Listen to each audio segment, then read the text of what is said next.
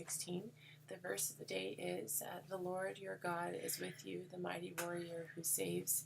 He will take great delight in you, and great delight in you. In his love he will no longer rebuke you, but will rejoice over you with singing. That is Zephaniah 3, verse 17, New International Version. We are in the middle of Luke chapter 21, when Jesus is talking about the destruction of the temple in the end times. So we're talking here, we read yesterday about the persecution of Christians. So this is verse 20. When you see Jerusalem being surrounded by armies, you will know that its desolation is near. Then let those who are in Judea flee to the mountains, let those in the city get out, and let those in the country not enter the city, for this is the time of punishment and fulfillment of all that has been written. How dreadful it will be in those days for a pregnant woman and nursing mothers. There will be great distress in the land and wrath against this people. They will fall by the sword and will be taken as prisoners to all nations. Jerusalem will be trampled on by the Gentiles until the times of the Gentiles are fulfilled. There will be signs in the sun, moon, stars. On the earth, nations will be in anguish and perplexity at the roaring and tossing of the sea. People will faint from terror, apprehensive of what is coming on the world, for the heavenly bodies will be shaken.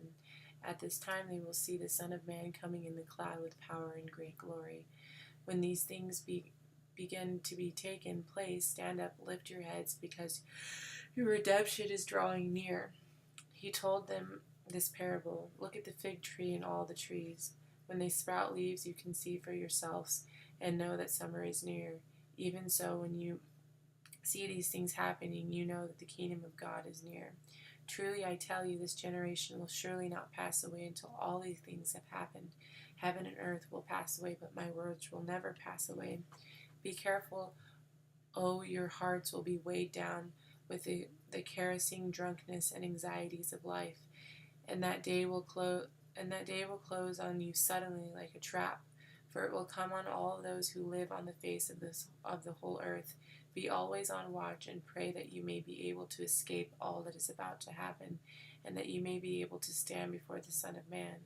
Each day Jesus was teaching at the temple, and each evening he went out to spend the night on the hill called Mount of Olives, and all the people came early in the morning to hear him at the temple. Wow. So that was a warning from God, the signs of the end times. And then the next chapter is Luke chapter 22. We'll talk about Judas agrees to betray Jesus and the Last Supper, which is a very famous passage. Jesus prays on the Mount of Olives. Jesus was arrested. Peter disowns Jesus. The guard mocks Jesus and Jesus before Pilate and Herod. So you're going to see a very fast movement from Jesus being turned in to the authorities, and then Jesus being Peter disowns Jesus, and then you'll see him before Pilate and Herod. Okay, hopefully that was helpful for you, and please be blessed.